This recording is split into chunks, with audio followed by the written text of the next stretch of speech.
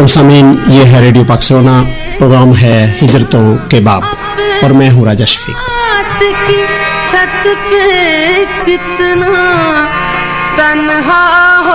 सामीन, जैसा कि आपको पता है कि हिजरतों के बाब में उन शख्सियात को शामिल किया जाता है जो पाकिस्तान से बाहर रहकर भी किसी न किसी हवाले से पाकिस्तान से, वहाँ की सियासत, वहाँ के अदब, वहाँ के माहौल से मुंसलिक रहते हैं और अपनी तहजीब को मज़ीद फ़रोग़ देने की कोशिश करते हैं। आज के हिजरतों के बाब में जिस शख्सियत को हमने शामिल किया है, हमारे आज के मेहमान जर्मनी फ्रैंकफर्ट में क़याम पज़ीर हैं। सियासत का शौक़ लगता है कि उनके ख़मीर में शामिल है। कॉलेज के दौर से ही बाएं बाजू की तरफ उनका झुकाव रहा और अब तक गरीब और नादार लोगों की आवाज़ बनने की कोशिश में महव हैं। कुछ अरसा पाकिस्तान में अखबार मसावात में लिखते रहे, फिर उसके बाद जंग के सियासी एडिशन में तहरीरें शामिल की। 1990 ईस्वी में इंडिया भी गए, बेरोज़गार तहरीक की बुनियाद रखी, बाकायदा मुहिम चलाई, उस पर स्टेज ड्रामे भी किए और फिर सियासी मुखालफत की दबाव की वजह से मुल्क छोड़ने पर मजबूर हो गए। डॉक्टर लाल खान ने हॉलैंड से तबकाती जद्दोजहद के नाम पर एक मैगजीन, एक रिसाला जो है वो शाया किया और उस मैगजीन की अशात का काम जब शुरू हुआ तो पहले चीफ एडिटर भी यही हमारे मेहमान थे और साफ लंदन में भी लिखते रहे और 9/11 के वाक़े से इस कदर मुतासर हुए कि एक रात में एक किताब लिख डाली, साम्राज्य दहशतगर्दी, जिसका तीसरा एडिशन मार्केट में आ चुका है। और इस किताब में ये बताने की कोशिश की कि 9/11 का वाक़या जिसने दुनिया की तारीख बदल कर रख दी है, उसकी मुमकिन वजूहात क्या थी और साम्राज्य दहशतगर्दी का पेश लफ्ज़ डॉक्टर मुबारक अली ने बज़ाते खुद तहरीर किया। 2002 में हमारे आज के मेहमान ने ऑनलाइन अखबार चिंगारी का आगाज़ किया जर्मनी से और अब तक उसके चीफ एग्जीक्यूटिव हैं। जर्मनी में पहली दफ़ा प्रेस क्लब का इनेकाद पिछले दिनों में हुआ, पाकिस्तान जर्नल प्रेस क्लब, और हमारे आज के मेहमान इस पाकिस्तान जर्नल प्रेस क्लब के जनरल सेक्रेटरी मुकर्रर हुए। तो समीन, मैं बात कर रहा हूं दानियाल रजा साहब की, जो फ्रैंकफर्ट जर्मनी में मुकीम है। तो समीन, हम दानियाल रजा साहब को वेलकम कहते हैं अपने प्रोग्राम में। और अस्सलाम वालेकुम जनाब। वालेकुम सलाम sir, thank you very much. तो आपका ताल्लुक सियासत से है और था, और वो भी बाएं बाजू की सियासत से। पहले तो ये बताएं कि पाकिस्तान जैसे मुल्क में बाएं बाजू की सियासत की तरफ आपका रुझान कैसे गया? मैं समझता हूँ कि जो मेरे जैसे मेहनतकश तबके से ताल्लुक रखने वाले नौजवान हैं और पाकिस्तान की आवाम है जी, अगर उसका रुझान जा सकता है तो मासवाए बाएं बाजू की तहरीक और सोच के हवाले से जा सकता है। अच्छा। क्योंकि दाएं बाजू की सियासत और दाएं बाजू के जो पार्टी हैं उन्होंने तो मायूसी और जिल्लत और ख्वारी के अलावा कुछ नहीं दिया हम नौजवानों को। अच्छा, तो आजकल के दौर में बाएं बाजू की अहमियत को कैसे आप एक्सप्लेन करेंगे? मैं समझता हूँ कि पाकिस्तान के अंदर जिस तरह तबकाती खलीज पैदा हो चुकी है, अमारत और गुर्बत का जो फर्क है वो इतना बड़ा हो चुका है कि गरीब मर रहे हैं और जो अमीर हैं वो याशी कर रहे हैं। अच्छा। तो इसमें अगर किसी चीज का मुस्तकबिल है तो वो सिर्फ बाएं बाजू का मुस्तकबिल है। सही। और इसी वजह से मैं समझता हूँ कि पाकिस्तान के अंदर एक बाएं बाजू का क़यादत के ना होने की वजह से सियासत में मायूसी है और हर तरफ अनारकी और जिल्लत का बाजार है। सही। अलावा हमें कोई अच्छा नजरिया मिले तो हम बगैर एक सेकंड के हम उसको अपना लेंगे, लेकिन मजबूरी उसने ये है कि आज मार्क्सिज्म के अलावा मौजूदा निज़ाम के अंदर या मौजूदा दुनिया के अंदर कोई हल नहीं है, जिस वजह से हमें उसके प्रचार के लिए लड़ना पड़ रहा है। اور میں سمجھتا ہوں کہ مارکسزم جو ہے اس کے 3 بنیادی اصول ہیں، جن میں مارکسسٹ اکانومی ہے، تاریخی مادیت ہے، جدلیاتی مادیت ہے. اچھا. اور اسی حوالے سے اگر آپ تجزیہ کریں، میں سمجھتا ہوں کہ ہم نے بہت پہلے مثلا جب ہم نے پاکستان کے اندر تحریک شروع کی تھی 87-4 میں، تو ہم نے ایک کتاب لکھی تھی کہ پاکستان کا مستقبل سوشلزم یا خونی لوتھڑے. تو آج پاکستان کے اندر 5.1% جو دنیا میں سب سے زیادہ ریشو ہے خودکشی کی، وہ پاکستان کے اندر ہے. ٹھیک ہے. اور آج مذہب کی بنیاد کے اوپر، قوم کی، نسل کی، زبان کی، مثلا ان تعصبات کی بنیاد پہ جو خون ریزی ہو رہی ہے، وہ میرا خیال ہے کہ آپ کو جو عراق میں جو جنگ ہوئی ہے اس سے زیادہ جو قتل ہے وہ مذہب کے نام پہ یا مختلف حوالے سے پاکستان کے اندر قتل و غارت اور کوئی جنگ نہیں ہے. تو میں سمجھتا ہوں کہ یہ وہ باتیں درست ہیں جو ہم نے جو آج تک پروسپیکٹیو لاہے عمل دیے ہیں وہ بالکل درست ہیں. کیا ہمارے ملک میں مذہب جیسی چیز کو غلط استعمال نہیں کیا جاتا؟ میں سمجھتا ہوں کہ بالکل کیا جا رہا ہے. اس کی بنیادی وجہ یہ ہے کہ ہمارا سرمایہ داری نظام یا موجودہ جو حکمران ہے وہ سوسائٹی کو ترقی دینے میں ناکام ہے، اور جس وجہ سے وہ کوشش کرتے ہیں کہ پاکستان میں جو عوامی تحریک ہے اس کو توڑا جائے تاکہ ایک مضبوط تحریک نہ بنے. تو وہ مذہب کو نہ صرف ملا استعمال کرتے ہیں بلکہ جو حکمران ہیں، پارٹیاں، وہ خود شعوری طور پر استعمال کرتی ہیں تاکہ عوامی تحریک کو تقسیم کیا جائے مذہبی بنیادوں پہ بھی. اور مذہب میں سمجھتا ہوں کہ ہر شخص کا ذاتی مسئلہ ہے، اور ہمیں یہ کہنا چاہیے کہ مذہب ہر شخص کو اپنے تمام فرائض کی ادائیگی میں اس کو مکمل آزادی ہونی چاہیے. اور لیکن ہم یہ سمجھتے ہیں کہ اس کے اوپر، مذہب کے اوپر دکانداری اور جو تضاد ہے، جو طبقاتی تحریک کو توڑنے کا ہتھیار ہے، وہ ایسے ختم ہونا چاہیے. اچھا، مسلمان ہونا اور کمیونسٹ ہونا یہ کیا ممکن ہے؟ متضاد تو نہیں ہے؟ میں سمجھتا ہوں کہ ممکن ہے، کیونکہ مارکسزم ایک سائنس ہے، جس طرح کیمسٹری جو ہے وہ کیمیا کی سائنس ہے اور بایولوجی زندگی کی سائنس ہے، اس طرح جو مارکسزم ہے وہ ایک سماجی سائنس ہے. اس کا تعلق مذاہب سے اسی طرح ہے جس طرح دوسری سائنسز کا ہے. اور میں سمجھتا ہوں کہ اگر آپ خاص طور پر پاکستان کے اندر یا ترقی پذیر ممالک کے اندر مارکسزم کو جو مذہب کے خلاف یا مذہب کے حوالے سے پیش کیا جاتا ہے وہ ایبسلوٹلی رانگ، بالکل غلط ہے، کیونکہ مارکسزم ایک سماجی سائنس ہے اور اس وجہ سے ہمیں مارکسزم کو ایز اے سائنس لینا چاہیے. اگر ہم مذہب کے حوالے سے اس کو پیش کریں گے تو یہ ایک دوسری تہم پرستی بن جائے گی اور ہمیں اس کی نفی کرنی چاہیے، کیونکہ مارکسزم مثلا عام زبان میں اس کا مفہوم یہ ہے کہ انسانی مانگ کا خاتمہ، انسان کی ضرورتوں کا خاتمہ. صحیح. اچھا، اب ہم دوسری طرف آئیں گے، آپ کی ذاتی زندگی کی طرف تھوڑا سا. پاکستان کیوں چھوڑا آپ نے اور کیسے چھوڑا؟ میں سمجھتا ہوں کہ پاکستان کے اندر ہماری جو جدوجہد تھی، جس طرح آپ نے بتایا بھی کہ بے روزگار نوجوان تحریک کی ہم نے بنیاد رکھی اور پہلا جو چیف آرگنائزر تھا میں تھا، اور ہم نے وہاں چلائی. اس حد تک ہم کامیاب ہوئے وہاں کہ حکمران ہم سے خوف زدہ ہوئے. ہمیں آفرز دی گئیں جابس کی مختلف، لیکن ہم نے جواب دیا کہ ہم جو نوجوان ہیں ہم اس وقت جابس قبول کریں گے جب پاکستان کے اندر کوئی شخص بے روزگار نہیں ہوگا، اور آخر میں ہم روزگار لیں گے. تو ہم نے اسٹیج ڈرامے وہاں کیے، بے روزگاری کے حوالے سے بڑی کامیاب تحریک جا رہی تھی، جس وجہ سے ہمارے دوستوں کے اوپر کیس کیے گئے، ہمیں جیلوں میں رکھا گیا، اور اس کے باوجود ہم نے کی.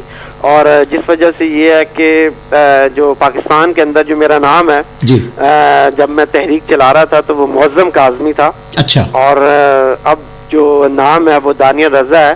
اسی کی عکاسی کرتا ہے کہ جو سیاسی مسائل تھے اس وجہ سے ہمیں بہت سارے عرصہ جو ہے وہ لڑنا پڑا، خفیہ رہنا پڑا، اور اس آپ نے نام تک چینج کیا؟ جی تاکہ جان بچ جائے. جی شیور. اچھا، پاکستان میں یعنی کہ جو کوئی اپنے نظریات ہیں ان پہ جب عمل پیرا ہوتا ہے تو اس کا پیچھا کیا جاتا ہے؟ میں سمجھتا ہوں کہ پاکستان کے اندر آپ دیکھیں کہ جو عوام کی حقیقی جدوجہد کے لیے لڑ رہے ہیں، انہوں نے اپنے نامسن جیسے لال خان جو ہیں، ان کا نام بھی لال خان نہیں ہے بلکہ تنویر گوندل ہے. اور شاید آپ کو یہ بھی سننا پڑے کہ جو لینن جو مشہور ہے دنیا میں، اس کا نام لینن نہیں تھا بلکہ ولادیمیر ایلیجولینوف تھا. اور اگر آپ بائیں بازو کی تاریخ دیکھیں تو ایک نامساعد ترین حالات میں اپنے جدوجہد کی، اور ہمارا یہ مقصد رہا ہے کہ ناموں میں کچھ نہیں پڑا. ہمارا مقصد ہے کہ عوام کی جدوجہد کو ہر حوالے میں اور ہر طریقے سے آگے بڑھایا جائے. ہمارے لیے نام اہم نہیں ہے بلکہ عوامی جدوجہد اہم.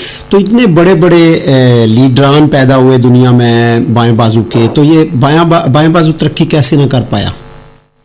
میں سمجھتا ہوں کہ ترقی کی. اگر آپ دیکھیں تو 1917 کا جو انقلاب تھا اس ایک واقعے نے روس جو ایک دنیا کا پسماندہ ملک تھا اس کو دنیا کی سپر پاور بنا دیا. ٹھیک ہے. لیکن جو اب 1923 کے اندر اسٹالن آیا وہ ایک سماجی حالات ہیں, وہ ایک علیحدہ بہت لمبی بحث ہے کہ کس طرح وہ کامیاب ہوا. اور اگر آپ دیکھیں تو مثلا 1939 کے اندر جن لوگوں نے بالشوک انقلاب کیا تھا 1917 کا, اس میں اسٹالن اکیلا تھا, اس نے باقی سب کو قتل کروا دیا. اچھا. اور اس کے علاوہ اس نے جو تیسری انٹرنیشنل مزدوروں کی تھی اس کو ختم کیا, اور لینن کے جو بنیادی اصول سے ان سے انحراف کیا, اور ایک بیوروکریسی تھی اس کو پروان چڑھایا. اور میں سمجھتا ہوں کہ آج دنیا کے اندر جو مارکسزم کے خلاف پروپیگنڈا ہے وہ بھی اسٹالنزم کے حوالے سے ہے, کیونکہ روس کے اندر جب 1923 کے بعد اسٹالنزم نے جڑ پکڑی اور وہ مضبوط ہوا تو اس نے مارکسزم سے انحراف کیا, اور اس کا رزلٹ جو ہے ہمیں 1991 میں ایک بغاوت سے نظر آتا ہے. ٹروٹسکی نے کتاب لکھی تھی انقلاب سے بغاوت, اور اس میں اس نے لکھا تھا کہ جس طرح اسٹالنزم یا اسٹالن انحراف کر رہا ہے مارکسزم سے, سوشلزم سے, اور اس کا رزلٹ ہمیں آئندہ نظر آئے گا ایک ناکامی کی شکل میں, اور وہ ہمیں نظر آیا. اور میں سمجھتا ہوں کہ یہی وجہ ہے کہ آج دنیا کے اندر جو طاقتور قوتیں ہیں وہ ٹروٹسکیزم ہے, جنہوں نے اسٹالنزم سے جو لڑی تھی, جو حقیقی لینن مارکس کی جو وارث ہیں, اور ان کی جدوجہد جو ہے وہ آج کامیاب ہو کے پوری دنیا میں بڑھ رہی ہے. اور شاویز جو ہے آپ نے سنا ہوگا, اس نے بھی کہا ہے کہ میں ٹروٹسکیسٹ ہوں اور میں ٹروٹسکیزم کے نظریات کو درست سمجھتا ہوں, اور میں اس کے لیے کوشش کروں گا. جدوجہد کے بارے میں کچھ بتائیں, یہ کس قسم کا میگزین ہے یا تھا؟ میں سمجھتا ہوں کہ جو جدوجہد ہے یا طبقاتی جدوجہد ہے وہ ایک رجحان کی نمائندگی کرتا ہے جو عوام کی ہے, اور ہم نے وہاں بائیں بازو کی تحریک جو شروع کی تھی یہ اس کی نمائندگی کرتا ہے. اور یہ جو ہے یہ خاص اسپیشلی سوشلسٹ اور جو خاص مزدور تحریک ہے Pakistan Trade Union Defence Campaign Pakistan میں اس وقت بڑی کامیاب چل رہی ہے, جس کے اندر پاکستان کی تمام ٹریڈ یونین منظم ہیں. بے روزگار نوجوان تحریک ہے جو اس کی نمائندگی کر رہا ہے, اس کے علاوہ یوتھ فار سوشلسٹ انٹرنیشنل ہے اس کی نمائندگی کر رہا ہے. اور پاکستان کے اندر جتنی بھی طبقاتی جدوجہد ہے یہ اس کا سب سے بڑا نمائندہ ہے جو آج وہاں پاکستان میں ہے. اچھا, چنگاری جس کا میسج ہے کہ دنیا بھر کے محنت کشو ایک ہو جاؤ, تو اس کے بارے میں بتائیں کہ اس کا آغاز کیسے کیا, کیوں ضرورت پیش ہے, جبکہ آپ پہلے بھی دوسرے رسائل سے اور اخبارات سے منسلک تھے؟ جی میں سمجھتا ہوں کہ اس وقت جو میڈیا ہے وہ ہمارے پاس ایک بہت بڑا ذریعہ ہے کہ ہم اگر میں سمجھتا پاکستان کے اندر جو ہمارا طبقاتی جدوجہد رسالہ ہے 15 روزہ, وہ اس وقت تقریباً 5-6 ہزار کے قریب یا اس سے زیادہ کچھ پبلش ہو کے تو مارکیٹ میں جا رہا ہے. لیکن اگر آپ چنگاری ویب سائٹ دیکھیں تو یہ دنیا کے اس وقت 84 ممالک کے اندر ہے, اور جو ویکلی تقریباً 3 لاکھ سے زیادہ کھولی جاتی ہے. تو میں سمجھتا ہوں کہ ہماری آواز ویب سائٹ کے ذریعے تمام ان علاقوں میں, تمام دنیا میں زیادہ بااثر اور سود مند ہے بنسبت آج پرنٹ میڈیا کے. اور اس وجہ سے ہم نے اس کا آغاز کیا, اور ہم اس کو بڑے احسن اور کامیاب طریقے سے جو ہیں چلا رہے ہیں. ہمیں اس کے ذریعے آپ یہ دیکھیں کہ سعودی عرب جیسے ممالک کے اندر, کویت جیسے ممالک کے اندر بھی چنگاری ویب سائٹ جو ہے وہ اس وقت ٹاپ 3 پہ ہے کہ دنیا میں سب سے جو تیسرے نمبر پہ وہ سعودی عرب میں کھولی جاتی ہے. اور سعودی عرب کے اندر اور کویت کے اندر گروپ ہیں جو چنگاری کے گرد منظم ہو رہے ہیں, اور اس سے آپ کو نظر آتا ہے کہ رجتی اور بنیاد پرست ترین ملکوں کے اندر بھی آج سوشلزم کو کس طرح ویلکم کہا جا رہا ہے. یہ یعنی ایک اخبار ہی نہیں ہے, یہ ایک تحریک بھی ہے جس کے ذریعے لوگ آپس میں رابطے رکھے ہوئے ہیں اور انفارمیشن ملتی ہے ان کو. تو آپ اس کو مینیج کیسے کرتے ہیں؟ آپ کی ٹیم ہے یا اکیلے آپ کام کر رہے ہیں؟ ہماری ایک باقاعدہ ٹیم ہے. ہم پاکستان کے اندر ہمارے جو اس وقت طبقاتی جدوجہد ہیں اس کے کئی زیادہ دوست ہیں. اس کے علاوہ ہم جرمنی میں کافی دوست ہیں, بیلجیم میں دوست ہیں ہمارے کافی, مثلا یورپ کے اندر بھی ہم کافی ہیں, اور تمام ہم مل کے اس کو منظم کرتے ہیں. اس کے اندر جو مضامین آتے ہیں خاص طور پر وہ ہم نہیں لکھتے, بلکہ جن علاقوں میں جو تحریکیں چل رہی ہوتی ہیں ان کے جو بائیں بازو کے رہنما ہیں وہ لکھتے ہیں, اور پھر ہم اس کو ٹرانسلیشن کرتے ہیں اردو کے اندر, اور وہ ہم جو ہے نا ان کو پیش کرتے ہیں. اچھا, ویری گڈ. اچھا, اب جرمنی کی طرف آتے ہیں جہاں آپ مقیم ہیں. کتنے عرصے سے مقیم ہیں آپ؟ میں 95 میں یہاں آیا تھا. تو جرمنی کا کیسے آپ نے سوچا کہ یہاں پہ رہنا چاہیے؟ جرمنی جی تاریخی والے سے بہت اہم ہے. مثلا جو جدید فلسفہ ہے دنیا کا وہ جرمنی سے چلا, اور جرمنی میں میں جو ہے نا وہ آیا, یہاں کچھ دوست بھی تھے, اور جرمنی میں بائیں بازو کی ماضی کی ایک تاریخ بھی ہے اور تحریک بھی ہے, جن میں انہوں نے جدوجہد کی. اور اس وقت میں سمجھتا ہوں کہ جرمنی کے اندر جو اس وقت لیبر موومنٹ ہے خاص طور پر مزدوروں کی, وہ کافی مضبوط ہے یہاں, اور بائیں بازو کی روایات بھی ہیں, اسی وجہ سے ہم یہاں رہے. اور ہمارا جو ایک ڈیئر فنکے یہاں ایک اور ہے بائیں بازو کی جو یہاں حقیقی سوشلزم کے لیے جدوجہد کر رہے ہیں, ہم ان کے ساتھ منسلک ہو کے یہاں کام کر رہے ہیں. اچھا, یعنی کہ آپ وہاں پہ کمفرٹیبل محسوس کر رہے ہیں جو آپ کے نظریات ہیں اس کے حوالے سے؟ ہاں جی, کہ ہم یہاں کافی کامیاب ہیں. کم از کم کوئی آپ کا پیچھا کرنے والا تو نہیں ہے نا؟ ہاں جی, پیچھا کرنے والے تو خیر یہاں بھی وہاں بھی پہنچ جاتے ہیں. ہاں جی, پہنچ تو خیر ہر جگہ جاتے ہیں, اسی وجہ سے نام تبدیل کرنے کی چیزوں کی ضرورت پیش آتی رہتی ہے. اچھا, تو جرمنی میں اپنی جو کمیونٹی ہے پاکستانی کمیونٹی, وہ تقریباً کتنی ہے جی؟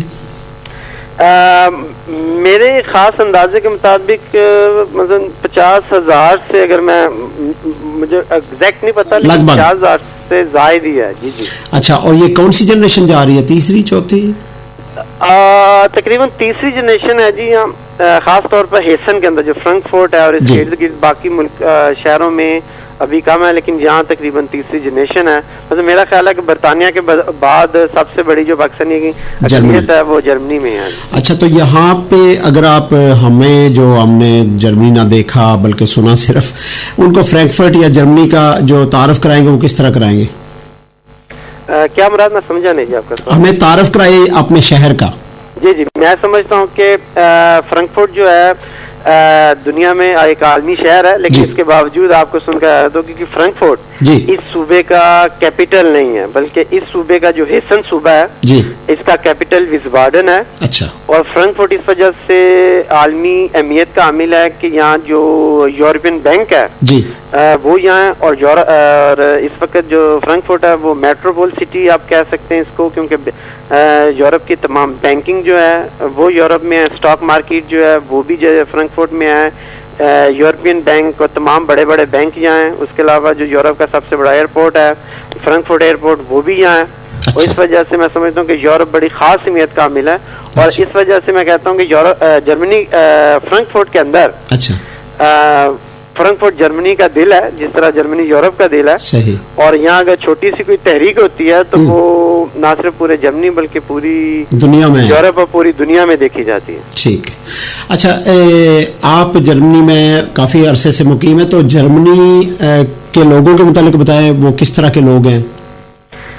جرمنی کے لوگ میں سمجھتا ہوں کہ پازیٹیو ہیں. وہ ہمیشہ انہوں نے بڑی قدر کی. مثلا ہم 1 مئی کو ہمیشہ ہم نے یہاں جو فرنکفرٹ میں سب سے بڑا مظاہرہ ہوتا ہے مزدوروں کا, اس میں ہم نے پاکستان ٹریڈ یونین ڈیفنس کا بینر لے کے مختلف دوست جو ہیں سارے ہم کرتے ہیں, اور ہمیں میرا خیال سب سے زیادہ ویلکم کیا جاتا ہے, جو ہمارے لیے کافی حوصلہ افزا ہے. کہ وہ مثلا ہم جب اس دفعہ لوگوں نے پوچھا کہ یار ہم تو یہ سمجھتے ہیں کہ پاکستان میں مولویوں کے علاوہ کی تحریک ہی نہیں ہے, اور تم دنیا کے مثلا محنت کشوں کو ایک کرنا چاہ رہے ہو, تمہارے بینر کے نیچے بڑے بائیں بازو کے ہیں, تو بڑی خوشی ہے. انہوں نے باقاعدہ کھڑکیوں سے ہمیں ہاتھ لا کے اسپیشل ویلکم کا وکٹری کے نشان بنائے, اور ہم نے پورے جلوس میں شرکت کی. اور ہر 1 مئی کو ہم یہاں کے جلوسوں میں باقاعدہ شرکت کرتے ہیں. آپ یعنی پاکستان کا ایک ڈیفرنٹ امیج پیش کر رہے ہیں؟ میں سمجھتا ہوں جی ڈیفرنٹ اور حقیقی جو وہاں کے عوام چاہتے ہیں ہم ان کا پیش کر رہے ہیں. اچھا, جرمنی میں مذہبی آزادی ہے ویسے, جمہوریت اصل معنی میں وہاں پہ ہے؟ میں سمجھتا ہوں کہ نہیں. بنیادی وجہ یہ ہے کہ یہاں بھی سرمایہ داری ہے اور سرمایہ کی جمہوریت ہے. ٹھیک ہے. اور اسی والے سے ہمارا یہاں میڈیا سے کافی تعلق رہا ہے. میں نے میڈیا میں 1-2 انٹرویو بھی دیے ہیں, اور 1-2 مضمون لکھنے کی کوشش کیا تو انہوں نے نہیں چھاپے. کیونکہ وہ یہ کہتے ہیں کہ اس وقت جو افغانستان کے خلاف جنگ لڑی جا رہی ہے یورپ میں, وہ یہ ہے کہ یہاں سے جو ٹیکس پبلک پے کرتی ہے اس پیسے پہ لڑی جا رہی ہے. اچھا. اور جب ہم یہ کہتے ہیں کہ افغانستان کے اندر جو صرف دایاں بازو بہت کم ہے, اور اصل حکمرانوں کا مقصد وہاں سے جنوبی ایشیا جو رشین ریاستیں ہیں وہاں سے گیس پائپ لانا اور اپنے مفادات ہیں, تو وہ کار فرما ہیں.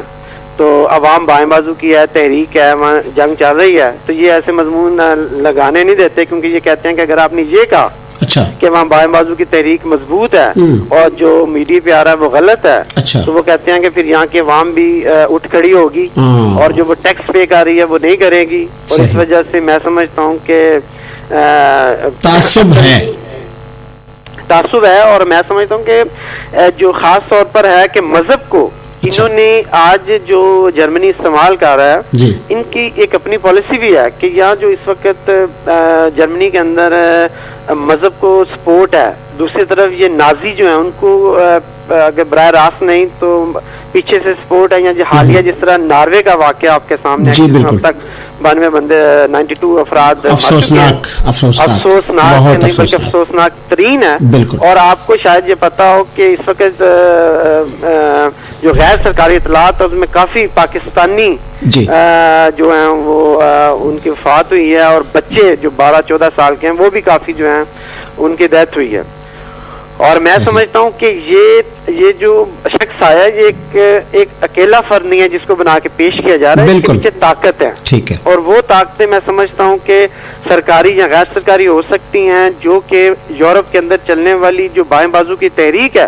اس کے اندر ٹوٹ ڈالنے کے لیے یا اس کے مقابلے میں ایک دایاں جو اتحاد اس کو کھڑی کرنے کی کوششیں ہیں، اور جس کی ہمیں مکمل مذمت کرنی چاہیے۔ صحیح بات ہے، اور ہم مذمت کرتے ہیں، بھرپور مذمت کرتے ہیں ایسے کسی بھی واقعے کی۔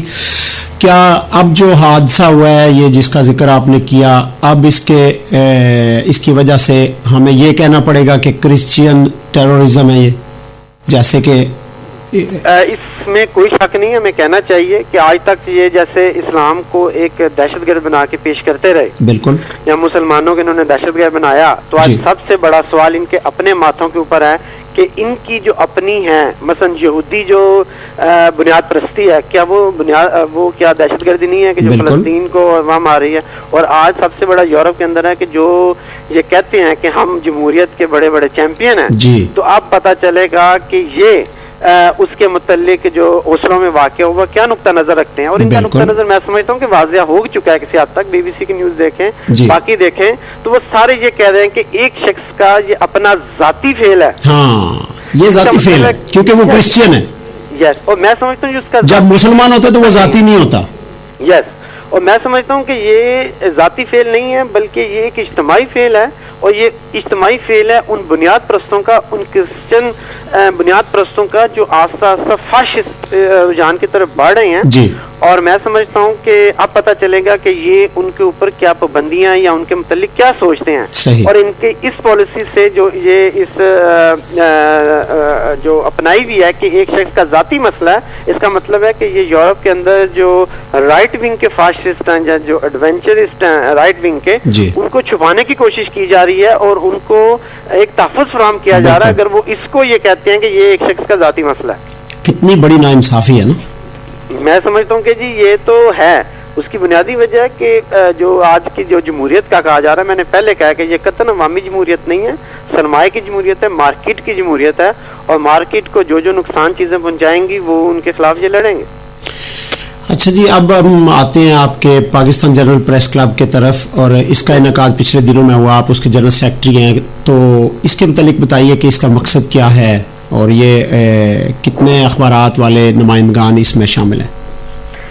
اس میں ہم نے یہ ہے کہ جرمنی کے اندر آج تک کوئی پریس کلب نہیں تھا، اچھا، پاکستانیوں کے حوالے سے، اور یہ پہلا ایک بڑا واقعہ ہے جی کہ جس میں یہ پریس کلب بنایا گیا ہے، اور جس میں یہ ہے کہ اس وقت ہمارے جو صدر ہیں وہ بھی ترقی پسند دوست ہیں، ہمارے مظفر شیخ جو جنگ سے منسلک ہیں، ٹھیک ہے، اے آر وائی کے دوست ہیں سلیم بٹ صاحب، میں ہوں جنرل سیکرٹری، اور اس کے علاوہ ہمارے بہت سارے ہیں جو مختلف ویب سائٹوں کے ہیں، نیوز کے ہیں، اور ہم نے اس کی بنیاد رکھی ہے، اور ہمارا مقصد یہ ہے کہ ہم جو پاکستانی صحافت ہے اس کو ایک جو لوکل میڈیا ہے جرمنی کا اس کے اندر لے کے آئیں، اور اصل حقائق جو اس وقت پاکستان کے ہیں ان کی نمائندگی کی جائے، نہ کہ ہم پاکستان کے حکمرانوں کی جو بدعنوان ہیں یا ظالم ہیں جو ہیں آپ کے سامنے، نہ صرف ان کی سیاست کو ہم رواج دیں بلکہ عوام کی حقیقی سیاست کو آگے لے کے آئیں، بتائیں کہ عوام کے مسائل پاکستان کے کیا ہیں، یہاں کے میڈیا میں لے کے آئیں،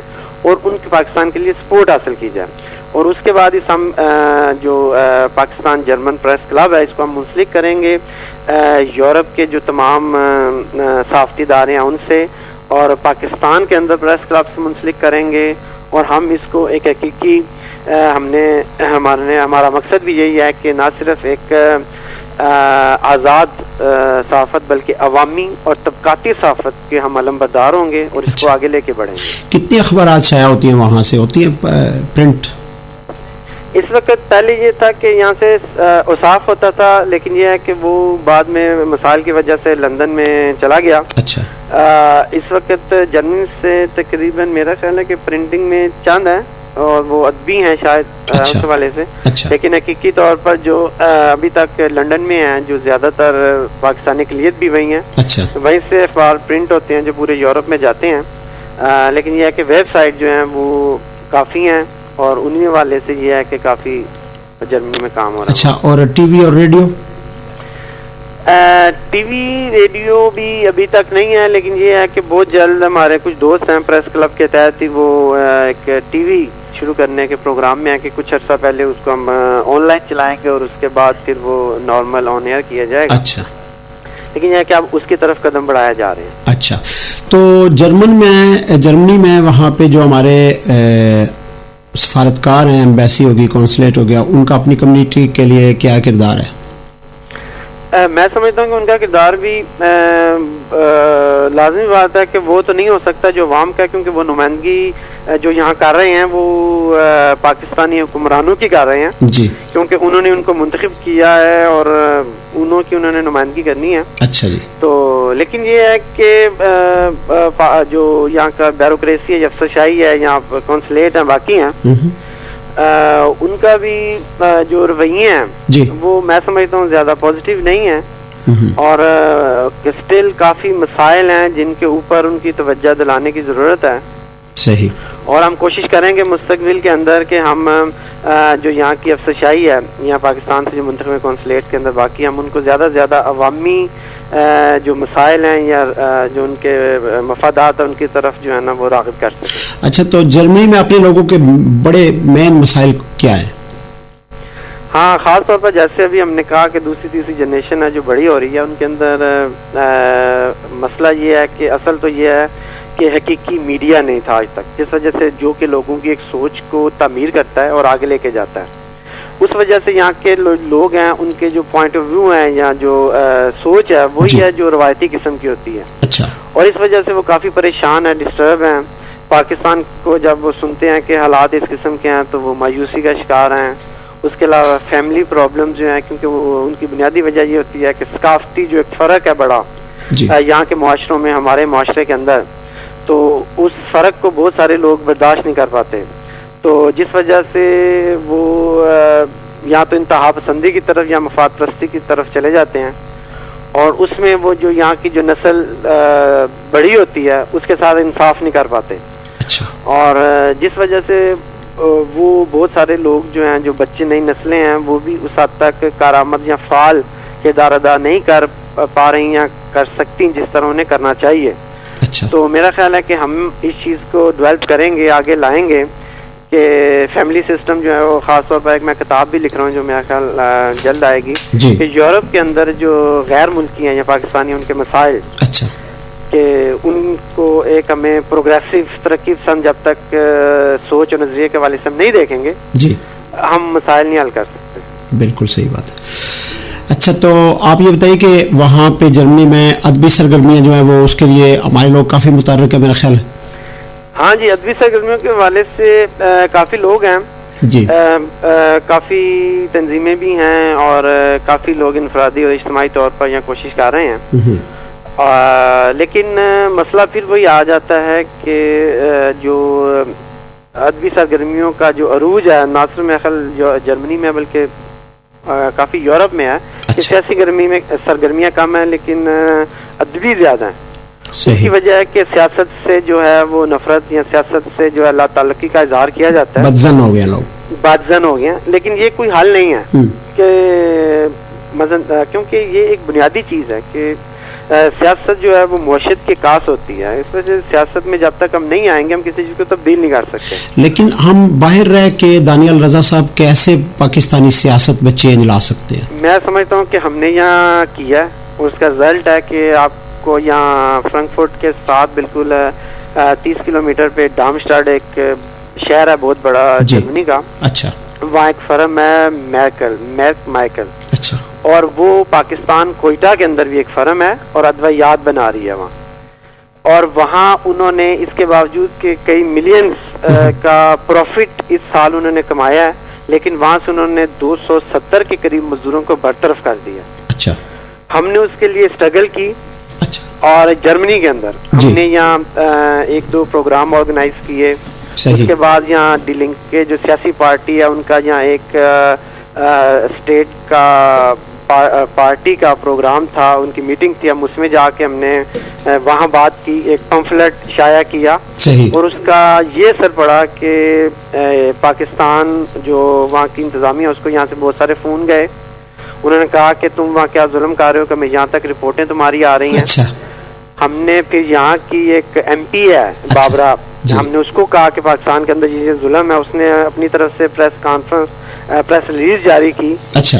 اور اس کا یہ اثر ہوا ہے کہ تقریباً 3 ہفتے پہلے جرمنی سے 3 جو میک کے یہاں فیکٹری کے انتظامیہ کی طرف سے 3 بندے میں گئے ہیں انکوائری کرنے کے لیے, اور وہاں دیکھ رہے ہیں کہ انہوں نے کیا کیا وہاں ظلم کیے ہیں. صحیح. اور میں سمجھتا ہوں کہ ان مزدوروں میں بڑی طاقت ان کو ملی ہے اور امید ہے کہ ان کی تحریک کافی کامیاب ہوئی ہے. وہاں کی انتظامیہ کافی پریشان ہے اور ان کو یہ سوچ بھی نہیں سکتے تھے وہ کہ جو اس وقت جرمنی سینٹر ہے وہاں تک ہماری تحریک چلی جائے گی. صحیح. اور انہوں نے وہاں جتنی ظلم کیے ہیں مزدوروں کے ساتھ, اور وہاں مثلا اس کے علاوہ کہ وہاں کی عدالت نے ان کو اسٹے آرڈر دیا ہوا تھا اور اس کے باوجود بدماشی ان کی یہ کہ انہوں نے اس کو برطرف کر دیا ہوا مزدوروں کو. صحیح. تو ہم نے یہاں کہا کہ جو جرمن کمپنیاں وہاں کے جو ملکی قوانین ہیں ان کی پاسداری نہیں کرتی, مزدوروں سے ظلم کرتی ہیں, اور یہاں جو ہے وہ مزدوروں کا اور ٹریڈ یونین کا اور ان کا جو ہے بڑا بنیادی انسانی بنیادی حقوق کا نعرہ لگایا جاتا ہے. لیکن اگر پاکستان میں دیکھیں تو اس کے بالکل الٹ ہو رہا ہے. تو اب وہ تحقیق جاری ہو رہی ہے. اس کے علاوہ پاکستان کے اندر جو کراچی الیکٹرک کارپوریشن کی جو موومنٹ ہے, تحریک ہے, اس کو ہمارے دوست ہی کافی وہاں لیڈ کر رہے ہیں, وہ ایکٹیو ہیں وہاں, اور اس کو بھی ہم اب جرمنی میں آسا آسا منظم کرنے کی کوشش کر رہے ہیں جس بنیاد پر کراچی کے جو واقعات ہوئے صحیح اس کے پس منظر کے اندر بھی اس تحریک کو کچلنا تھا میں سمجھتا ہوں. ٹھیک ہے. اور ہم نے یہ ثابت کیا ہے کہ جو ہم پاکستانی باہر ہیں اگر ہم پاکستان کی تحریکوں کو یہاں کی تحریکوں سے منسلک کریں تو ہمارے پاس سب سے ایک بہترین ذریعہ ہے کہ ہم پاکستان کے مزدوروں کا عوام کا دفاع کر سکتے ہیں. کیونکہ جہاں یہ تحریک اٹھے گی یورپ کے اندر وہ ایک سب سے زیادہ مضبوط زیادہ طاقتور ہوگی, اٹیک وہاں کے انتظامیہ پہ حکمران ہوگا, اثر انگیز ہوگی. بالکل ٹھیک بات ہے. اچھا, پاکستان جاتے رہتے ہیں آپ؟ ہاں جی, کیوں نہیں, شور جاتا. تو کیسا دیکھ رہے ہیں پاکستان کو اب, کیا فرق ہے جو پاکستان آپ نے چھوڑا اور آج کے پاکستان میں؟ میں سمجھتا ہوں کہ جو چھوڑا تھا اس وقت تو پاکستان, لیکن اب جو صورتحال ہے اس پہ افسوس, ایک ہوتا افسوس اور ایک ہوتا رونا. ہاں جی. اب وہ آتا ہے, اور جس طرح غربت ہے اور عمارت کی نمائش ہے, مثلا آپ یقین کریں کہ میں یورپ کے اندر یا جرمنی کے اندر جی جو گاڑیاں دیکھتا ہوں, اچھا, اور وہی میں پاکستان میں دیکھتا ہوں. بالکل, پیسہ ضرور ہے, اور مجھے اتنا دکھ ہوتا ہے ٹھیک ہے کہ ایک طرف اتنی غربت ہے کہ سڑکوں کے کناروں پہ لوگ مزدوری کے لیے بیٹھے ہوئے ہیں جی, 100 نہیں ہزاروں کی تعداد میں, اور بالکل, اور کوئی نہیں جاتا, اور ایک ان کے قریب سے ایک نئی گاڑی گزر جاتی ہے. اتنا طبقاتی فرق, جو اتنی غربت, بالکل, اور دوسری طرف اتنی عمارت اور اتنے بے حس ہو چکی ہے. میں سمجھتا ہوں کہ وہاں کے حکمران اور وہاں کا امیر طبقہ کہ ان کے نزدیک انسان جو ہے, غریب انسان ہے, وہ کیڑوں مکوڑوں سے زیادہ اہمیت نہیں رکھتے. اچھا, یہ کیا وجہ ہے دانیال رضا صاحب, باقی اسلامک ممالک میں ابھی اتنے وہ نیچے نہیں گئے تھے غربت کے لحاظ سے, جیسے ہمارا ملک اتنا ظلم ان پہ نہیں ہو رہا تھا وہاں پہ جیسے ہمارے ملک میں, تو وہاں پہ تو فوراً جناب ایسے وہ بھاگے حسنی مبارک صاحب اور دوسرے لوگ, لیکن پاکستان میں ایسا کیوں نہیں ہو رہا؟ سر, اس کی وجہ یہ ہے کہ پاکستان کے اندر حکمرانوں نے, وہاں کی تمام سیاسی پارٹیوں نے, روایتی قیادتوں نے جتنی غداریاں کی ہیں, جتنے عوام سے دھوکے دیے ہیں, اتنے شاید تاریخ میں کسی اور نے نہیں دیے. مثلا پیپلز پارٹی جس پہ امید تھی عوام کو, اس کی بار بار, مثلا آج اگر پیپلز پارٹی کا بنیادی منشور دیکھیں, روٹی کپڑا اور مکان, روٹی کپڑا مکان, طبقات سے پاک معاشرہ, اور دوسری طرف ہم جب زرداری صاحب کو صدر دیکھتے ہیں تو ایک تضاد نہیں, ایک زمین اور آسمان کا فرق نظر آتا ہے, ٹوٹلی کنٹراڈکشن, بالکل اختلاف. اور دوسری طرف پھر ان کی جو قیادت ہے, مثلا جو تمام کی تمام ہے, وہ ضیاء الحق جس کے خلاف پاکستان کی عوام نے پیپلز پارٹی کے ورکروں کے ساتھ مل کے جدوجہد کی, جن کے خلاف جدوجہد کی, آج ان کے سروں پہ مسلط کر دیے گئے ہیں. ٹھیک ہے, وزیر داخلہ ہو, وزیر اعظم ہو, یا جو تمام ضیاء الحق کی کابینہ سے ہیں. اور دوسری طرف یہ ہے کہ پاکستان کے اندر پیپلز پارٹی ایک ایسا واحد عوام کے پاس ہتھیار تھی جس کے ذریعے وہ پاکستان میں غربت مسائل کے خلاف لڑ سکتے تھے. اور جب وہی کند ہو گیا ہو, اب وہی جب ان کے سروں کے اوپر ایک ظلم کا علامت بن جائے, تو پھر عوام کہاں جائیں؟ عوام دیکھیں کہ 1967-68 کے اندر موومنٹ میں آئے, 83 کے اندر آئے, MRD کی بڑی تحریکیں چلیں, جب بے نظیر 1986 میں آئی ہے تو لوگ کہہ رہے تھے کہ بے نظیر آئی ہے, انقلاب لائی ہے. تو جب انہوں نے بھی انقلاب نہیں کیا, بلکہ انہوں نے بھی امریکہ کے ساتھ اور پاکستان کے حکمران طبقے کے ساتھ مصالحت کی, عوام کا خیال نہیں کیا, اور بار بار دھوکوں سے عوام آج اتنے مایوس ہیں کہ ان کو کسی پہ اعتماد نہیں رہا. صحیح. لیکن یہ میں سمجھتا ہوں کہ یہ آج جتنی خاموشی ہے, جتنی تکلیف آج پاکستانی معاشرے میں ہے, یہ مسلسل ایک لمبا عرصہ قائم نہیں رہ سکتی, کیونکہ پاکستان کے اندر ایک لاوا پکڑا ہے. میں سمجھتا ہوں کہ آج 17 کروڑ کی جو عوام ہے وہ خودکشی نہیں کر سکتی, وہ غربت کے اندر ہمیشہ مر نہیں سکتی, وہ اٹھے گی, اور جس طاقت سے وہ اٹھے گی وہ آج کی مایوسی سے, آج کے غم سے, تکلیف سے کئی گنا زیادہ ہوگا. اچھا. اور میں سمجھتا ہوں کہ آج ہم اسی کی تیاری کر رہے ہیں کہ آج پاکستان کے اندر ایک ایسی قیادت تعمیر کی جائے جو مزدوروں میں سے ہو, بے روزگار نوجوانوں میں سے ہو, جو فیکٹری مزدوروں میں سے ہو, جو کسانوں میں سے, مزاروں میں سے ہو. عوام کو باشعور بنا, عوام ہماری فی الحال یہ شعور رکھتی ہی نہیں ہے کہ وہ کسی عام آدمی کو ووٹ دے, وہ وڈیروں کو ووٹ دینا پسند کرتی ہے. اب دیکھیں پیپلز پارٹی پھر کشمیر میں الیکشن میں کیا ہوا ہے. تو کہنے کا مقصد ہے عوام کو شعور کیسے بخشا جائے؟ میں سمجھتا ہوں کہ اگر آپ حقیقی طور پہ دیکھیں تو عوام کا الیکشن پہ سے اعتماد ہی اٹھ چکا ہے. انہوں نے آج تک جتنے دیے, ہر حکومت نے ان کو دھوکہ دیا. اچھا. اور بہت سارے جو آج ووٹنگ ہوتی ہے, میں سمجھتا ہوں کہ جہاں امارت اور غربت ہوگی وہاں دیانتداری, انصاف نام کی چیز ہو ہی نہیں سکتی. اور اس وجہ سے آج جو الیکشن کے رزلٹ ہیں وہ کبھی بھی منصفانہ, شفاف, دیانتدارانہ پاسبل نہیں ہے, کیونکہ سائنٹیفک حقیقت ہے یہ کہ نہیں ہو سکتے. اور اگر چند لوگ دے دیتے ہیں تو ان کی وجہ ہے کہ ان کو پتہ ہے کہ ہمیں کسی حکومت نے کچھ نہیں دیا اور نہ انہوں نے دینا ہے, تو اگر چند آ کے ان کو پیسے دے دیتے ہیں یا کچھ دے دیتے ہیں تو وہ ووٹ ان کو دے دیتے ہیں. ان کی وجہ یہ ہے کہ وہ کہتے ہیں نا کہ غربت جو ہے نا ہر چیز کا معیار ختم کر دیتی ہے. صحیح. تو آج وہی ہو چکا ہے.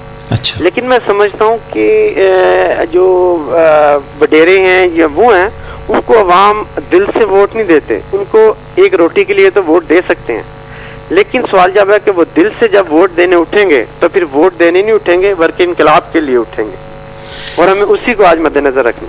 کیا ہماری جنریشن جو ہے, ہم 50, 60, 40 والے لوگ, ہم مستقبل کی نسلوں کے سامنے شرمندہ نہیں ہوں گے کہ ہم نے کیا اپنے ملک کے لیے؟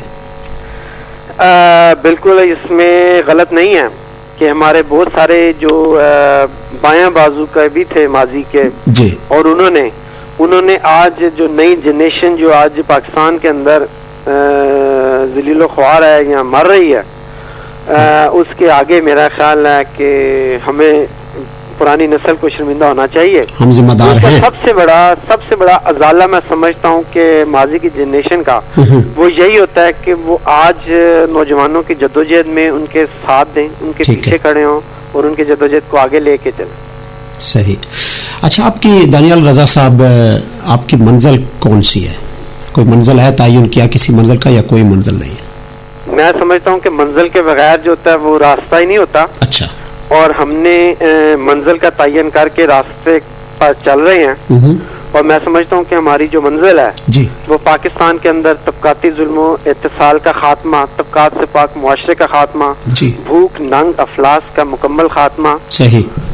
اور اس کے لیے ہمارا پروگرام بھی ہے کہ ہم جس کے لیے لڑ رہے ہیں کہ ہم چاہتے ہیں کہ پاکستان کے اندر کم از کم 1 تولہ سونا جو ہے اس کے برابر مزدوروں کی تنخواہ ہو، اچھا کسی ریاستی اہلکار کی تنخواہ ایک ہنرمند مزدور سے زیادہ نہ ہو، بے روزگاری کی صورت میں کم از کم 75,000 روپیہ جو ہے وہ بے روزگاری الاؤنس ہو، عورتوں مردوں کے برابر حقوق حاصل ہوں، ٹھیک ہے. مذہب جو ہے اس کی بنیاد کے اوپر دکانداری سیاست کی قطعاً اجازت نہیں ہونی چاہیے، لیکن دوسری طرف جو مذہب کی ادائیگی میں تمام لوگوں کو مکمل آزادی ہونی چاہیے کہ وہ کون سا مذہب رکھنا چاہتے ہیں، کیسے کرنا چاہتے ہیں. اقلیتوں کے ہم جو ہیں وہ ان کی بھی سپورٹ کرتے ہیں کہ ان کو بھی برابری کے حقوق حاصل ہوں، جگیرداری سسٹم کا مکمل خاتمہ ہو، سرمایہ داری کا خاتمہ ہو، اور جو ہے ایک جو انقلابی تحریک ہے جو اس کی ہم بنیاد رکھیں گے پاکستان میں، اور میرا خیال ہے کہ ہم کامیاب ہوں گے. اور میں اکثر لکھتا بھی ہوں اچھا کہ ہم تاریخ کی یہاں تو بہت بدقسمت نسل ہیں اور یہاں بہت ہی خوش قسمت نسل ہیں، کیونکہ ہم اپنی زندگی کے اندر پاکستان کے اندر ایک اشتراکی انقلاب دیکھیں گے، ایک عوامی انقلاب دیکھیں گے یہاں، یا ہم پاکستانی ریاست کی وہ خونی ٹوٹ اور وہ ایک خونی مستقبل دیکھیں گے جس کا آج ہم تصور نہیں کر سکتے. اچھا فیض احمد فیض کی 100 سالہ تقریبات جو ہیں وہ پوری دنیا میں منائی جا رہی ہے، جیسے آپ کے جرمنی میں بھی، ہمارے اسپین، یورپ پورے میں، تو اس کے بارے میں کیا فرمائیں گے؟ فیض کے متعلق میں یہ کہتا ہوں کہ اگر فیض میں سے اشتراکیت کا لفظ نکال دیا جائے تو وہ بے فیض ہو جاتا ہے. اچھا. فیض کمیونسٹ پارٹی میں تھے اور انہوں نے انقلاب کے لیے جدوجہد کی، بالکل، اور فیض نے اسی انقلاب کے لیے شاعری کو اپنا ایک ہتھیار بنایا. صحیح. اور یہ درست ہے کہ آپ شاعری سے جو کچھ کہہ سکتے ہیں شاید ہم تقریروں سے وہ اثر نہیں ہوتا جو شاعری میں اثر ہوتا ہے. بالکل صحیح. اور یہی وجہ ہے کہ فیض کی آج شاعری کو جو شہرت ملی ہے اور آج جو عوام کا ایک شاعر بن کے سامنے آیا ہے، اس کی وجہ اس کی شاعری کا مقصد تھا، ایک انقلاب تھا اور ایک تبدیلی تھی. صحیح.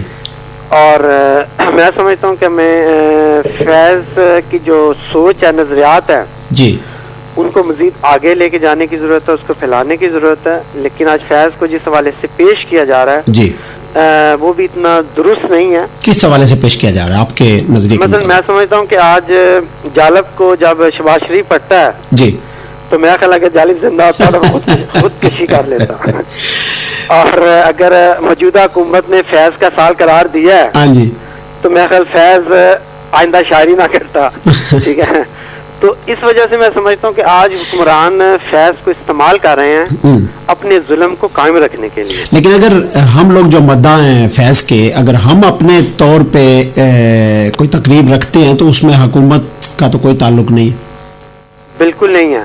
اور میں سمجھتا ہوں کہ ہمیں اپنی تقریبات کے اندر خصوصی طور پر فیض کے حقیقی نظریات کو آگے لے کے جانا چاہیے. صحیح. اور اگر ہم فیض کے نظریے کو آگے رکھتے ہیں تو وہ مسترد کرتی ہیں موجودہ حکومتوں، موجودہ نظام کو، اور سب سے، اور جس وجہ سے آج جو بنیادی چیز ہے کہ وہ فیض کی جو رومانس کی شاعری ہے وہ اس کو آگے لانے کی کوشش کر رہے ہیں، نہ کہ فیض کی انقلابی شاعری کو. صحیح. اور اس وجہ سے ہمیں فیض کی جو انقلابی شاعری ہے اور اس کی جو نظریاتی عظمت ہے، بالکل، اس کو اگر ہم آگے لائیں تو میرا خیال ہے کہ ہم فیض کی سب سے زیادہ خدمت کر سکتے ہیں. کیا آج کل کے زمانے میں کوئی فیض ہے فیض جیسا یا نہیں؟ میرا خیال ہے کہ نہیں. اس کی وجہ یہ ہے، اور یہ ایک افسوسناک چیز ہے، بالکل، کہ فیض ایک انسان تھا. ہم فیض نہیں بلکہ فیض سے عظیم شاعر پیدا کر سکتے ہیں. اس میں میرا خیال جھوٹ نہیں ہے اور نہ ہی جھوٹ کی گنجائش ہے. لیکن مسئلہ یہ ہے کہ فیض نے پڑھا، فیض نے اسٹڈی کی، فیض کھیتوں میں گیا، مزدوروں میں گیا، فیکٹریوں میں گیا، اس نے جا کے چیزیں دیکھی. اچھا. اور میں سمجھتا ہوں کہ آج ہمارے شاعر جو ہیں، جتنے شعرا ہیں، وہ بائیں بازو کی تحریکوں کو پڑھیں، تاریخ کا مطالعہ کریں اور مزدوروں کے ساتھ اظہار یکجہتی کریں، ان کے لیے لکھیں. تو ہم کیوں نہیں، ہم بہت سارے فیض پیدا کر سکتے، اس میں کوئی شک نہیں ہے. لیکن آج ہمارا تمام کا تمام ادب جو ہے وہ بے ادب ہو چکا ہے کہ وہ آج جب سیاست سے لا تعلقی کا اظہار کرتا ہے تو اسی وقت وہ ادب بے سودہ ادب ہو جاتا ہے. کیونکہ زندہ ادب وہی ہوتا ہے جو زندہ تحریکوں کی نمائندگی کرتا ہے، زندہ تحریکوں کے اندر زندگی ڈالتا ہے اور مردہ تحریکوں میں بھی زندگی ڈالتا ہے. وہی ادب، وہی شاعری، وہی چیزیں ہوتی ہیں، ورنہ تمام چیزیں مر جائیں گی وقت کے ساتھ. کیا آج ہمیں فیض کی بہت زیادہ ضرورت نہیں ہے، فیض جیسے لوگوں کی؟ بہت زیادہ. میں سمجھتا ہوں کہ فیض کی جتنی ضرورت اس وقت تھی آج اس سے زیادہ ہے، کیونکہ اس وقت معاشرے کی حالت وہ نہیں تھی جو آج ہے. اور آج ہمیں فیض نہیں بلکہ کئی فیضوں کی ضرورت ہے، اور فیض سے اعلیٰ فیضوں کی ضرورت ہے. بالکل صحیح بات. اچھا دانیال رضا صاحب، اردو کو فروغ مل رہا ہے یا نہیں؟ میں سمجھتا ہوں کہ اردو کو فروغ نہیں مل رہا. اس کی بنیادی وجہ یہ ہے کہ آج پاکستان کے اندر جو انگلش میڈیم اسکول ہیں، صحیح، انہوں نے نہ صرف اردو کو بلکہ میں سمجھتا ہوں کہ جو ان سے زیادہ علاقائی زبانیں تھی، پنجابی، بلوچی، سرائکی، سندھی، پشتو زبانیں تھی، ان کا گلا گھونٹ دیا. اچھا. اور میں سمجھتا ہوں کہ کسی بھی قوم کی یا کسی بھی سماج کی سب سے بڑی بدقسمتی اس سے کیا ہو سکتی ہے کہ آپ اس سے اس کی زبان چھین لیں. بالکل صحیح. اور زبان چھیننے کا مطلب ہے کہ ان سے تم ان کے احساس چھین لیتے ہو، ان کی سوچ چھین لیتے ہو، ان کا صدیوں پرانی ثقافت چھین لیتے ہو، ان کی رسم و رواج چھین لیتے ہو. اور میں سمجھتا ہوں کہ آج یہ سرمایہ داری کی ہی ذلت ہے کہ اس نے جو ہے نا وہ قومی زبانوں کو، علاقائی زبانوں کو بالکل تباہ کر دیا. صحیح. اور یہ میں سمجھتا ہوں کہ زبانوں کی ترویج اور زندگی بھی اس وقت تک ممکن نہیں ہے جب تک ہم ایک حقیقی اشتراکی انقلاب کو پاکستان کے اندر رواج دے کے مقامی زبانوں کی اہمیت کو اجاگر نہیں کرتے. بالکل صحیح ہے. اچھا جی، تو آپ تھوڑا سا یہ بتائیے، آپ کے بچے ہیں یہاں پہ؟ ہاں جی ماشاءاللہ 2 بچے ہیں میرے. اور خوشی کی بات ہے کہ میں نے جب انقلابی ہوا تھا تو میں نے ایک میکسم گورکی کا ناول ہے ماں، جو مثلا روسی ادب کا ہے لیکن دنیا کے سب سے زیادہ زبانوں میں ٹرانسلیشن ہوئی ہے جی. تو اس میں ایک کریکٹر تھا پاویل، جس نے اس ناول کے اندر ان کی کایا پلٹ دی تھی. اچھا. تو میں نے اپنے بیٹے کا نام، جو بڑا بیٹا ہے اسی کے حوالے سے رکھا ہے، جس کا نام پاویل رضا ہے. اچھا، پاویل رضا جی. خوبصورت. ہاں جی، مجھے امید ہے کہ بڑا بیٹا جس طرح ہے اس طرح وہ کم از کم جو انسانیت کی یا غریبوں کی حالت بدلنے میں جدوجہد ہے میرا ساتھ دے گا. اچھا، نام کا برہم رکھے گا. جی جی، امید پوری ہے جی. لیکن اور اپنے بچوں کو اپنے ادب سے لگاؤ کی طرف کیسے راغب کرتے ہیں آپ؟ اس وجہ جو میرے بچے ہیں مثلا یہ ہے کہ اگر آپ تصویریں دیکھیں تو میری بیوی جو رقیہ رضا اور میری بچہ ہادی ہے رضا، پاویل رضا، ہم چاروں جو ہیں جتنے بھی یہاں یوم مئی کے پروگرام ہوتے ہیں جی. اور آپ دیکھیں کہ میرا چھوٹا بیٹا جو ہے اس وقت دوسری میں جا رہا ہے، لیکن اس نے سرخ مزدوروں کے جھنڈے پکڑے ہوئے ہیں اور وہ سب سے آگے ہے. میری وائف بھی میرے ساتھ ہوتی ہیں، تمام بچے. اور میرا خیال ہے کہ ہماری پوری فیملی اجتماعی طور پہ ہم پاکستان کے اندر یا دنیا کے اندر جو مزدوروں کی جدوجہد ہے جی اس میں جدوجہد میں مصروف ہے. اچھا، تو بچے یعنی آپ کو فالو کریں گے انشاءاللہ؟ امید تو پوری ہے جی، کوشش بھی ہے. اچھا، تو کوئی جاتے جاتے کوئی میسج؟ میں صرف ایک میسج دیتا ہوں کہ سب سے پہلی بات تو یہ ہے کہ ایک بڑے اعزاز کی بات ہے کہ پاک سلونا ریڈیو اس وقت یورپ کے اندر یا دنیا کے اندر جو خاص طور پر پاکستانی جو ملک سے باہر ہیں ان کی آواز کو وہ آگے لے کے چل رہا ہے. اور خاص طور پر جو اسی ریڈیو اسٹیشن کے وجہ سے میں ایک بات کہنا چاہوں گا تمام پاکستانیوں کو کہ اکثر عام سننے میں یہ پاکستانی یہ کہتے ہیں کہ ہم یورپ میں کیا کر سکتے ہیں، ہم صرف دیکھ سکتے ہیں، مایوس ہیں، ہم کوئی عملی جدوجہد نہیں کر سکتے. لیکن میں کہتا ہوں کہ جتنی ہم جدوجہد کر سکتے ہیں، جتنی ہم طاقت پاکستان کے محنت کش عوام کو وہاں کے مسائل کو آگے بڑھانے میں ہم کر سکتے ہیں، وہاں کے لوکل بندے نہیں کر سکتے. ٹھیک ہے. ہم پورے یورپ میں پھرے ہوئے ہیں، ہمیں پاکستان میں ہمیں پورے یورپ کی مقامی ٹریڈ یونینوں میں، بائیں بازو کی تحریکوں میں بڑھ چڑھ کے حصہ لینا چاہیے اور وہاں ہمیں پاکستان کے عوام کی مسائل کو، وہاں کی تحریکوں کو منسلک کرنا چاہیے اور پاکستان کی جو مزدور تحریکیں ہیں ان کی سپورٹ کرنی چاہیے، ان کے لیے لڑنا چاہیے. اور میں سمجھتا ہوں کہ جس وجہ سے ہم مقامی سطح پر بھی نہ صرف اپنی عزت بنائیں گے بلکہ ہم یہاں کی قوموں میں ایک باشعور قوم بن کے سامنے آئیں گے کہ یہ وہ قومیں ہیں جو اپنی عوام کی جدوجہد کو ہم سے منسلک کر کے آگے بڑھا رہی ہیں اور ہمیں اس کو آگے بڑھانا چاہیے. اور میں سب سے بڑا جو میسیج ہے وہ یہی ہے کہ غیر ممالک کے اندر ہم پاکستانیوں کو، ہمیں پاکستان کے عوام کے مسائل کو بھولنا نہیں چاہیے، اس کو یہاں لے کے آنا چاہیے اور یہاں کی مقامی سیاست میں حصہ بنانا چاہیے. دانیال رضا صاحب بہت شکریہ آپ کا، مشکور ہے، آپ نے ہمیں اپنے قیمتی وقت میں سے تھوڑا سا وقت دیا. تو انشاءاللہ انہی ہواؤں کے دوش میں پھر ملیں گے. شکریہ، بہت بہت شکریہ، بہت مہربانی سر. تھینک یو جی، خدا حافظ. اوکے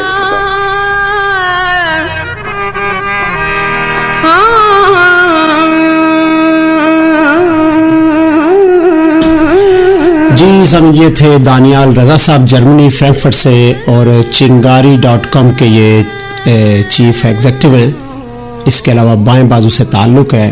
آپ نے ان کی باتیں سنی اور کس طرح سے وہ کام کر رہے ہیں اپنے نظریات کے حوالے سے.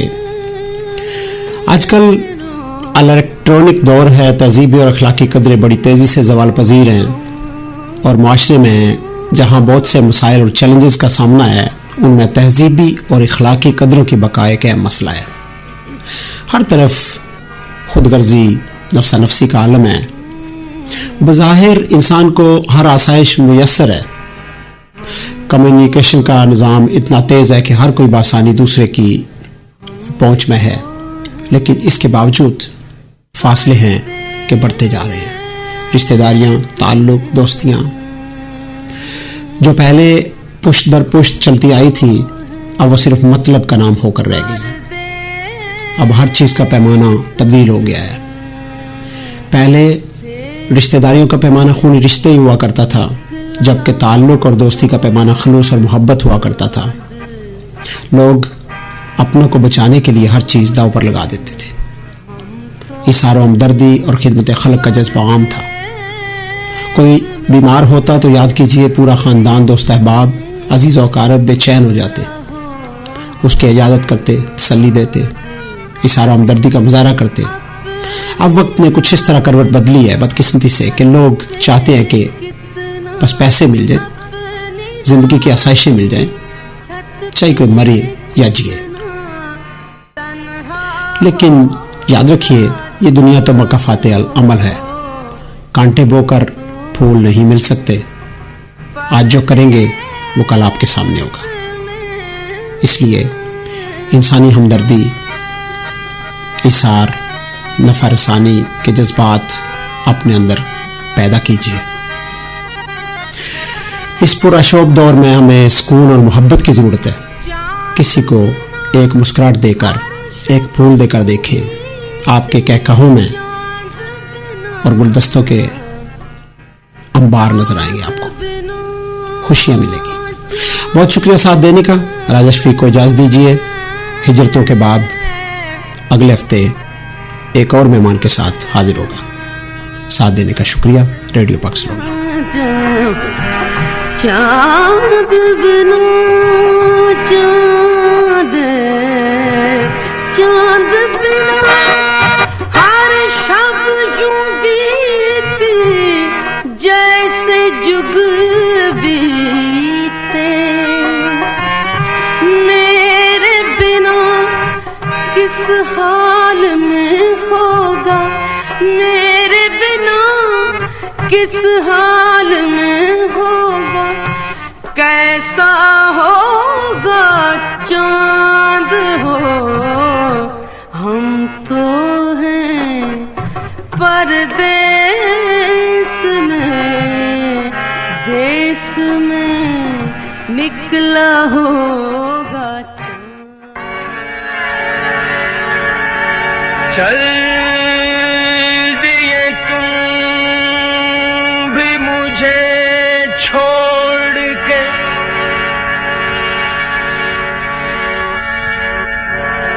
تنہا